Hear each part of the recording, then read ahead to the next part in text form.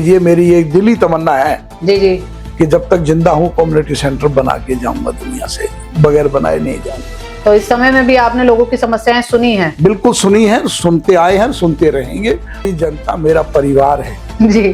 कहाँ जाऊंगा फिर? मेरी जनता कहाँ जाएगी, किसके पास जाएगी बताओ? तो वो मेरा दायित्व बनता है कि मैं अपनी जनता का ख्याल रखूं। बस टर्मिनल भी हमने स्टार्ट करवाया था मेरे वार्ड के अंदर। जी जी। पहले तो हमें ये कह दिया गया था कि भाई यहाँ से बस मुड़ नहीं सकेगी। पूरे गुड़गांव का सबसे लो लाइन एरिया है कि पानी यहाँ पर आके ठहरता है, नहीं तो पहले छतरपुर तक का पानी यहाँ आता था। नमस्कार, मैं हूं मनप्रीत और आप देख रहे हैं आपका अपना चैनल वायरल सच। चुनावी चर्चाओं का दौर गर्म है और ऐसे में लगातार सुगबुगाहट हो रही है कि चुनाव कब होंगे। कोशिश सभी पार्षदों की, या हम कहे पार्षद के दावेदारों की, यही है कि जल्द से जल्द चुनाव हो, क्योंकि डिले होने की वजह से काफी काम भी डिले हुए हैं और अफसरशाही की बात करें तो वो भी ज्यादा हावी होती हुई भी दिखाई दे रही है। तो लगातार आपके सामने हम पार्षद के दावेदारों को आपके सामने लेकर आ रहे हैं, उनसे डिस्कस कर रहे हैं कि क्या एजेंडा, क्या सोच लेकर चल रहे हैं। तो इसी क्रम को, इसी चुनावी चर्चा को आगे बढ़ाते हुए संभावित वार्ड नंबर 33 से पूर्व पार्षद मंगतराम बागड़ी जी हमारे साथ मौजूद है। चलिए उनसे जानते हैं कि उनका क्या विचार है, क्या सोच है, क्या अभी भी लगातार कार्य चल रहे थे या फिर प्रतीक्षा चल रही थी कि कब चुनाव होंगे तभी जो है आगे के कार्य किए जाएंगे। नमस्कार सर, बहुत बहुत स्वागत है आपका। सर, सबसे पहले जो है बहुत सारी बातें हमारे दिमाग में, जहन में आती है जब हम बात करते हैं मंगतराम बागड़ी की, कि आपकी पहले लक्ष्मण विहार में चाय की दुकान थी। अगर कुछ ऐसा हो तो मुझे आप बता दीजिएगा। कबाड़ी की दुकान थी आपकी, राशन की भी दुकान थी, प्रॉपर्टी का भी आपने काम किया। बिल्कुल दुरुस्त बात। तो फिर एकदम से यू टर्न राजनीति की तरफ कैसे हो गया? देखिए, ये एक लंबी बात है, काफी समय लगेगा इसको बताने में। जी जी। आप कहते हो तो मैं बता देता हूँ। थोड़ा सा तो बताइए हमारे दर्शकों को। जी। ये था कि मैंने एक लक्ष्मण विहार के अंदर 100 गज का एक मकान लिया था जी। उड़ीसा के रहने वाले थे, उनसे मकान लिया था। तो मकान लेने के बाद में जैसे हम वहां गए तो हमने सोचा कुछ काम वाम करवा लो, इसको जी जी कुछ ठीक करा लो। तो मैं वहां पर खड़ा था, सुबह का टाइम था, कोई 8 या 9 बजे हुए थे। तो इतने में मेरे साथ में एक मकान और है हाशमी जी का। अच्छा जी। मलिक असगर हाशमी। अच्छा। वो पहले सीनियर जर्नलिस्ट थे अमर उजाला के अंदर। अच्छा उस टाइम तो मेरी जैसे उनसे बात हो रही थी तो इतने में ही वहां से जो नगर परिषद के पार्षद थे वो आए। वो आके कहने लगे, भाई मैं यहाँ आज रोड बना रहा हूँ। अच्छा जी। यहाँ पे आज मैं रोड बना रहा हूँ, तो मैं सामान भी ले आया हूँ और इसको रोड को आज बना देंगे हम। मैंने कहा, भाई रोड तो तू बना रहा है, अच्छी बात है, लेकिन यहाँ पानी नहीं है। अच्छा। 2000 से 4000 टीडीएस लोग बाग खारा पानी पी रहे हैं यहाँ पर। अच्छा। उस पानी की व्यवस्था कर दो। आपके पास टैंक है उधर पंजीरी प्लांट पे जो लगा हुआ है, थोड़ा बहुत पानी इधर दे दो पीने का, इधर भी आ जाएगा, ये भी जनता पी लेगी, हम लोग भी पी लेंगे जी। क्यों हम जैसे अब हमें वहां रहते हुए लक्ष्मण विहार में फ्लाईओवर के नीचे जो हमारा मकान है जी जी, तो हमें गांव छोड़ के आए हुए, झाड़सा गांव है मेरा, पुश्तैनी जी जी, मेरी पैदाइश है वहां से। तो हमें 64 साल हो गए अब यहाँ पर लक्ष्मण विहार में अब रहते हुए। जब अब लगा लो, अब ये 13-14 साल अब कम कर लो, तो जब भी तक भी वहां पर पानी नहीं आया था, मीठा पानी जी। हम भी खारा ही पानी पीते थे। कुई थी हमारे यहाँ, कुई थोड़े बहुत दिन में वो बंद हो गई, तो हैंडपंप से हम लोग खारा पानी पीते थे। और खारा पानी पी पी के हमारे सबके लोगों के काफी के दांत खराब हो गई और भी काफी बुल बीमारियां हुई है। तो मैंने उससे कहा, भैया इसमें आप ऐसा मत करो, इसमें सीवर भी डलवा दो। सीवर देखो सारे टूटे हुए हैं, बुरा हाल है, लोग बाग गंदगी में से आना जाना है। जी। तो आपका भगवान भला करेगा, पानी की लाइन और सीवर की लाइन आप डलवा दो, रोड चाहे आप मत बनवाओ। जी। उन्होंने कहा, भैया ये काम मैं नहीं करा सकता, सिर्फ रोड का करा सकता हूँ और आपको करवाना है तो करवा लो। अच्छा। मैंने कहा, भाई ये तो फिर नहीं होना चाहिए, पहले पानी की लाइन डालो, सीवर की लाइन डालो, फिर रोड बनाओ। जी। कह रहा ये तो नहीं हो सकता। मैंने कहा, यार ये तो हम कराएंगे भाई। जी। ये तो आपको कराना पड़ेगा। कहना, जी मेरा तो टर्म हो रहा है खत्म, मैं तो काम नहीं कराऊंगा अब। जी। तो मैंने कहा, भैया सरकार से हम कराएंगे। कहना, देखेंगे जब होगा जब बताएंगे। तो वो टीस दिमाग के अंदर थी मुझे। अच्छा। उस टीस को लेकर मैंने ये आगे बढ़ा हूँ। तो उसी से जो है राजनीति की शुरुआत की आपने? मैंने कहा, भाई अगर मैं जीवन में कुछ काम करके किसी के कुछ काम आ सकूं तो मेरा सौभाग्य है। सबसे पहले तो पानी है, जल। जी। जल है तो जीवन है। जी जी। पीने का पानी भी यहाँ मौसर नहीं है, तो हम लोग क्या जीना है, हमारा कुछ जीना नहीं है हमारा। तकरीबन 2 टेन्योर आपको और आपके परिवार को जो है जनता ने मौका दिया है, तो जी। कभी और आगे की इच्छा नहीं हुई कि विधायक के लिए या मेयर के लिए भी मैं देखूं कुछ? नहीं, आगे की इच्छा तो देखो हर आदमी की होती है। जी जी। वक्त और समय और हालात जैसे भी आदमी के होते हैं, उसी ढंग से आदमी आगे बढ़ता रहता है, और हमारे भी आगे बढ़ने की तो हर आदमी की तमन्ना है। जी जी। लेकिन सबसे पहले मैं ये सोचता हूँ कि जो काम मेरे वार्ड के अंदर रह गए हैं, कुछ काम ऐसे हैं अभी भी बकाया हैं, जी जी। तो मैं सबसे पहला मेरा टारगेट उन कामों की तरफ रहता है। कि अगर मैं अपना घर, अपना परिवार ही सही ढंग से नहीं कर सका, तो फिर क्या फायदा काम करने का। सफाई व्यवस्था के ऊपर काफी आपकी नजर रहती है, आए दिन आपको सोशल मीडिया पर आपकी प्रोफाइल पर जो है वो झाड़ू लगाते हुए फोटोज या रील के माध्यम से देखा जाता है, और साथ ही साथ जो है लक्ष्मण विहार के कुछ लोगों का भी कहना है, आपको विकास पुरुष की संज्ञा दी गई है कि पहले यहाँ पर बहुत ही कचरा, बहुत गंदगी होती थी। तो क्या है, शुरू से देह है कि भाई लक्ष्मण विहार साफ रहे, या शुरू से सफाई की ओर ही ध्यान है? देखिए, वो पुरुष की बात तो कोई ऐसी नहीं है। मैं तो एक छोटा सा जनता का छोटा सा कार्यकर्ता हूँ, जी और मुझे जनता ने इतना मान और सम्मान दिया है कि मैं अपने चाम की जूती भी सिला दूं ना जनता के लिए, तब भी मैं उसको नहीं उतार सकता। जी। इतना जनता ने मुझे सम्मान दिया है। जी 2 दफा जब हमें पार्षद बनाया, जी। जी। तो मेरे लिए इससे बड़ा कुछ नहीं। जो भी लोगों की समस्याएं आती हैं, चाहे हम बात करें कम्युनिटी सेंटर की, चाहे बात करें पाइपलाइंस की, चाहे हम बात करें बिजली की, तो ये सारी जो है इश्यूज लेकर लगातार आप ज्ञापन जो है वो सौंपते हुए दिखाई देते हैं, कभी विधायक साहब को, कभी उच्च अधिकारियों को। मैं आपको पीछे से बताता हूँ, जी जब जी। हमने संघर्ष शुरू किया था, उस टाइम हमने धरने प्रदर्शन करके ही हम आगे बढ़े हैं। उस टाइम। उस टाइम जी पार्षद बनने से पहले ही हमारे धरने प्रदर्शन चालू थे, सिर्फ काम के लिए, जी। और हमारा अदर कुछ भी नहीं था। हमारा सिर्फ एक ही लक्ष्य था कि जी जी। ना तो यहाँ सीवर थे, ना रोड था, ना पानी था। जी जी। हमारा यही लक्ष्य था कि हमें यहाँ पे तीनों चीजें, मूलभूत सुविधाएं जी जो जी। जनता की होती हैं, वो जी उसको जी। मिलनी मिलनी चाहिए। चाहिए। उसी के लिए हमारा संघर्ष रहा है, और उन्हीं सब के लिए संघर्ष जारी भी रहेगा। जो भी जनता की मूलभूत सुविधाएं हैं, उससे अगर कोई वंचित करेगा, तो वो हम बर्दाश्त नहीं करेंगे। तो अभी भी आप जो लगातार हैं, जो विधायक साहब के पास जा रहे हैं, अभी क्या लगता है कि जो काम रह गए हैं उनके लिए आप जा रहे हैं किस तरीके से? देखिए, विधायक जी के पास हम जा रहे हैं। पीछे अभी कुछ दिन पहले जब चुनाव हुए थे, जी जी। उस चुनाव के अंदर इस शहर का माहौल आपने भी देखा होगा, जी जी। कितना जी नारकीय जीवन लोग बाग जी रहे थे। जी। जी ऐसा माहौल पैदा कर दिया था।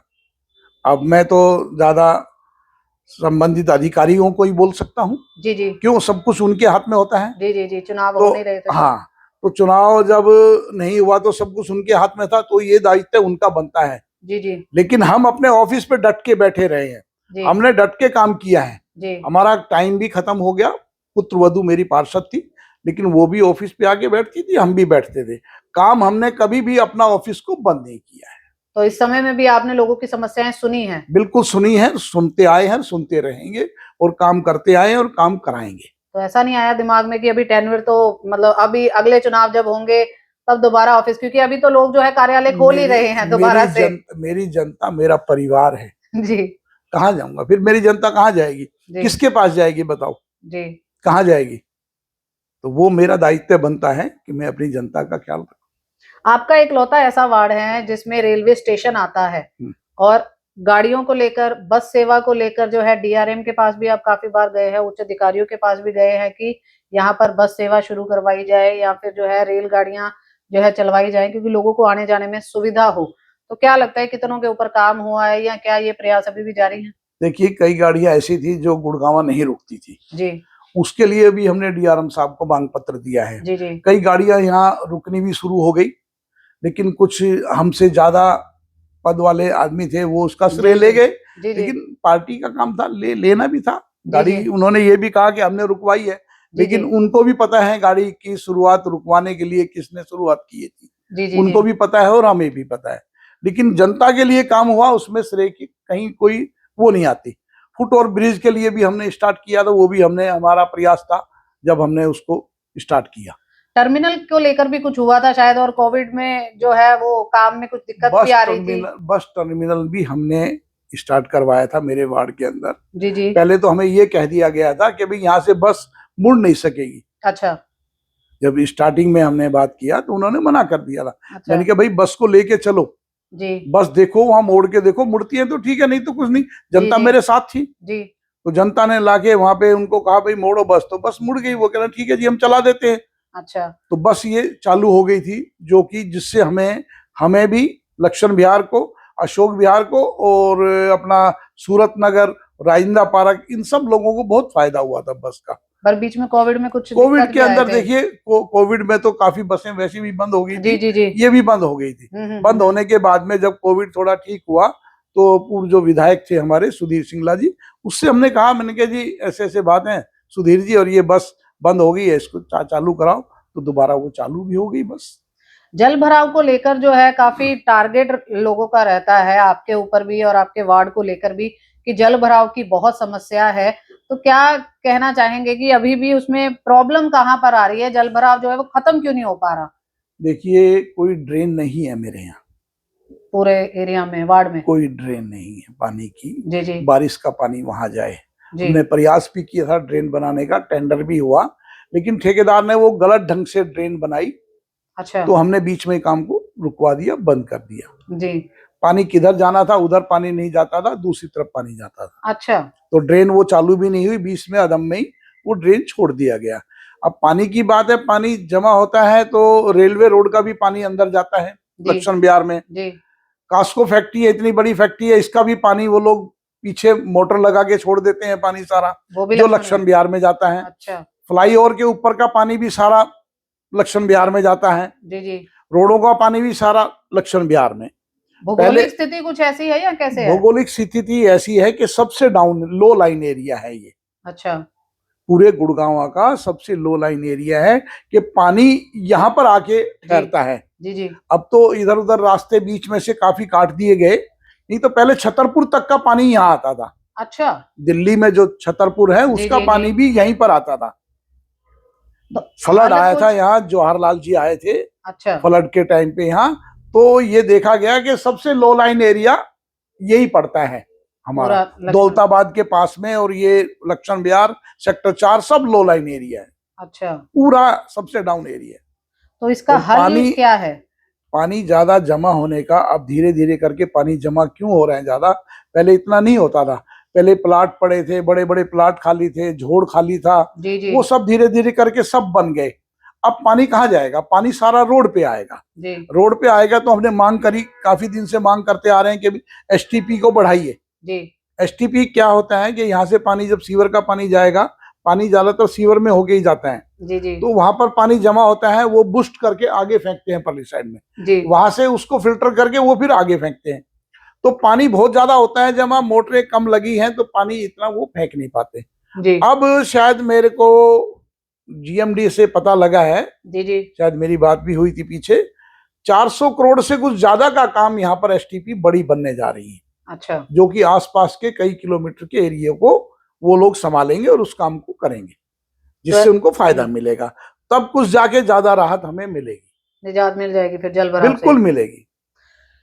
अब हम बीजेपी पार्टी की ओर रुख करते हैं, आप उसी से ही टिकट की मांग भी कर रहे हैं, तो सक्रिय जो है जो कार्यकर्ता है उनकी ओर काफी ध्यान देती है बीजेपी पार्टी। तो ऐसे में क्या लगता है कि विधानसभा और जो लोकसभा है उसमें जो आपको दायित्व दिए गए, क्योंकि सभी को दिए जाते हैं, तो ऐसे में क्या भागीदारी क्या रही आपकी? देखिए हमें तो स्टार्टिंग में जब चुनाव हुआ था, जी जी राव इंद्रजीत का चुनाव हुआ था जी जी का, तो उस टाइम भी मुझसे कहा गया था भाई साहब ये थोड़ा देखो।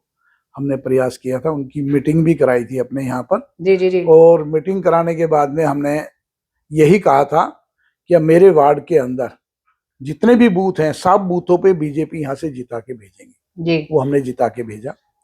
उसके बाद में फिर एमएलए का चुनाव हुआ, हमने उसके अंदर भी यही कहा कि भाई सारे बूथ मेरे वार्ड से यहाँ से जीत के जाएंगे, वो जीत के गए। अभी सांसद जी का चुनाव भी हुआ था, मुकेश जी का भी चुनाव हुआ, हमने सारे बूथ वार्ड नंबर 10 लक्ष्मण विहार से सारे बूथ हमने जिता के भेजे। जो अभी संभावित 33 है, अभी तो संभावित 33 है, पहले 10 नंबर हाँ वार्ड था। पहले 10 नंबर वार्ड था।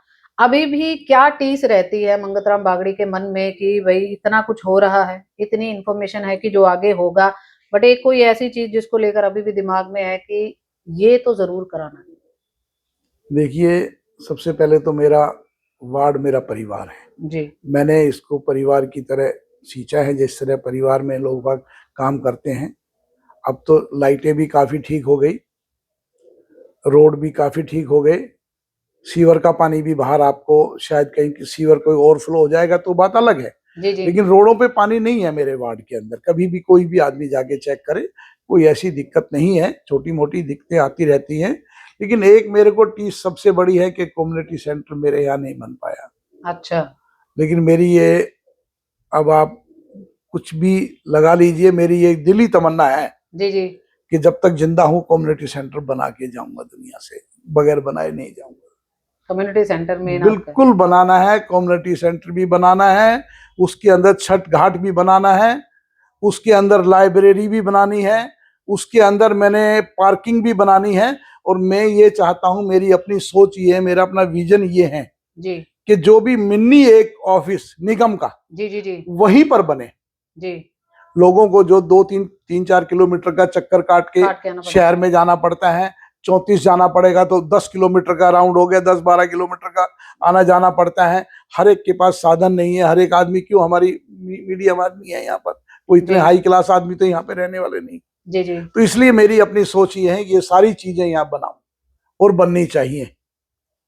और अगर मैं पार्षद बना जी तो मैं किसी भी कीमत पे बनाने के लिए किसी भी हद को पार कर लूंगा, लेकिन ये जरूर बनाऊंगा। बहुत बहुत धन्यवाद बागड़ी जी हमारे साथ बात करने के लिए। नमस्कार। तो ये थे हमारे साथ मंगत राम बागड़ी जी, पूर्व पार्षद, संभावित वार्ड 33 से। सोच, विजन, मिशन साफ आपके सामने है कि क्या सोच लेकर चल रहे हैं, क्या अभी भी कमियां हैं जिनको पूरा करना चाह रहे हैं।